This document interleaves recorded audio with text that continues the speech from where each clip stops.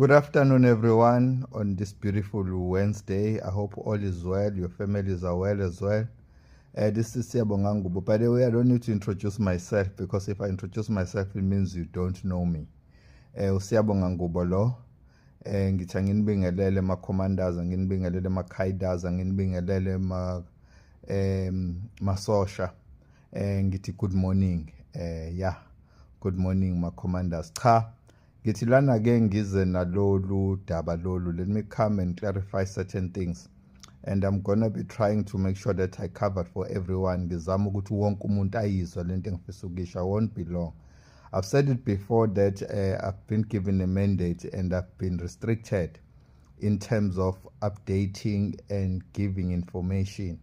But sometimes become difficult when people are coming on you looking for answers when you know what's going on. Ngiyazi ukuthi kunzinyana, but at the same time angikwazi ucompromise umsebenzi wami ku-MK. So ke ngizoba mfishane kakhulu. I will be very, very short. I won't consume much of your time. There are certain issues that I want to deal with. The first issue, it is the letter that was circulating this morning, which was due to the meetings of La Khutla, which took place over the weekend and on Monday. Incwadi le ebikade semhlanganweni omkhulu MK, siyazi ukuthi bekade kusempumalanga, ubaba kade engekho eseLimpopo, kwabuya kwaziwe eThekwini, bekunomhlangano.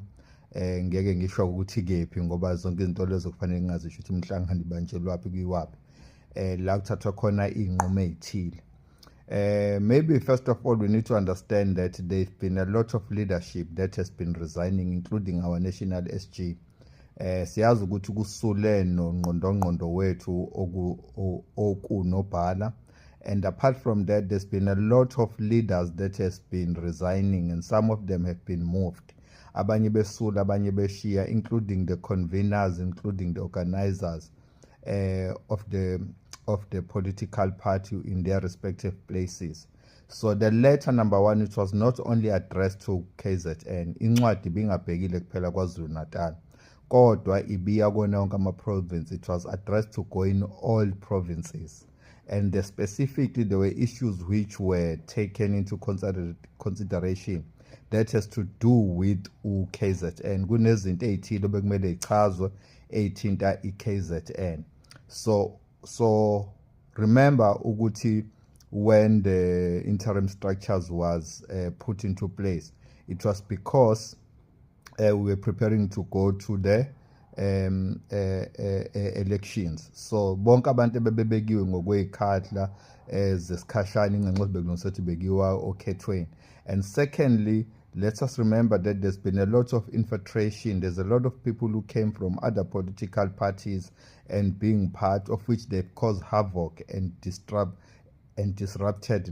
the party, including in certain regions, sub-regions, and certain part of different provinces where people haven't been happy. Kunendawo nabantu esazi ukuthi bangene bengamagundwane, bangena bahlakaza umbutho, benza izinto ezinye zezinto thola ukuthi abantu abekho happy ngazo kwi-ground ngenxa yabantu abaziwayo ukuthi beze nenjongo zabo. And there's a lot of people who came in with power hungry, who were not in here to serve the purpose of the party, but they're here to serve their own interest. Abantu bebefuna ukuzenzela izinto ngokwabo, befuna ukwenza okuthinta bona kuphela, noma befuna amandla, bengafuni ukusiza abantu.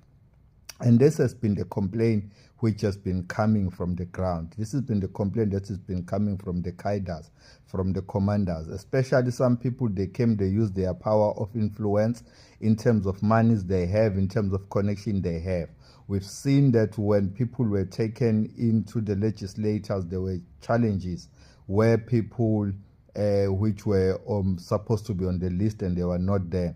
And there are some representatives which we don't see within those lists, within those matters of which they have to be dealt with. And I've already mentioned that with what we are doing behind the scene of which it cannot be disclosed. I've explained. For those who doesn't not know, they will know.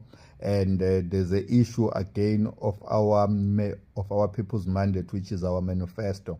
Kuphinde kube nenkinga yokuthi kunabantu abafike ngamandla, befike ngeimali, befike ngokuthi bazobani benzani, abanye bengenawo umlando omuhle kodwa bayithola beyingxenye yokuba bayasebenza. So kuningi esingakubalula okuyiqiniso lokuthi izinto ayihambi kahle. So ke ukuze ngibe mfishane ngosizathu sokuthi kunaba commanders nama comrade amanye awo angakabekwa ngokusemthethweni kodwa bese kuvelile kwi meeting ebesina kwi Lahotla ukuthi bazongena ekhaleni ethile, mhlambe nokubonakala nama signature angekho, but into ephuthumayo kuba ilungiswe leyo. And abanye bebekade bekwezinye indawo kulungiswa ezinye izinto kwangakwazi kuba kwenzeka izinto, but khona nawe ukhona usekhaya uyalibona iqiniso lokuthi izinto bezingahambi kahle, bekunama complaint nabantu besithi baphethe, nabantu bethi bamisa ubuso ungasazi ukuthi ubani ophethe, ubani uconvener, ubani ucoordinator ngenxa ukuthi bese kukuningi. So ke vele futhi nesikhathi sabo sesiphelile ngoba ukhetho luphelile, so kuphoqileka ukuthi ke akumiswe wonke umuntu. Vele kwakwazeka kwaseqayini ukuthi emva kokhetho kuzomiswa abantu. This is something which was known from the beginning, that after like the elections, the next thing that needs to be concentrated on will be the elective conference, of which is what we are busy with behind the scene, to prepare the documents, to prepare everything that has to do with that, which is going to be announced in due time. When a core of the political party, or rather saying NEC, has come into an agreement. Mangabe sebefinyelele esivumelwaneni labo kuyibona abasiphethe okuyi-core kuyobeke sekufinyelele esivumelwaneni ukuthi ke ukuthi elective conference enzeka nini, okobe sekungena abantu. And another issue that people are failing to understand is that you don't worry about the list that went through the legislature, that went through the parliament, because remember that there are three arms here. There is the people that has been appointed to serve us politically, in terms of legislators, in terms of the National Assembly.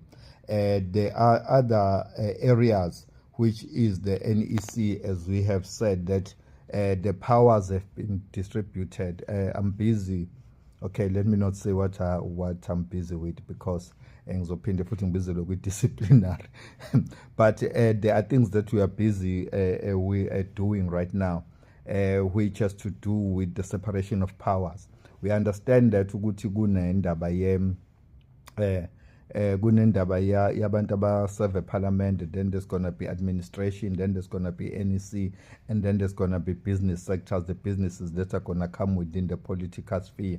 So also amabhizinisi abasebenza parliament kanjalo njalo. So amandla nekhala noma ngithi nama like appointment asemaningi kakhulu. So I think I've covered indaba yencwadi ukuthi that is legit. Now coming to the withdrawal, guys, we understand that DA came in and said they are the friends of the IEC, and we understand ukuthi lento ukuthi kuphucwe amandla noma ngithi kurojwe ama vote, vele izinto eziningi become azibi nawo amandla uma sizenza ngokwenkantolo nangokuhulumeni wala, ngenxa ukuthi bonke basempedeni odwa bayaqhubeka nakho.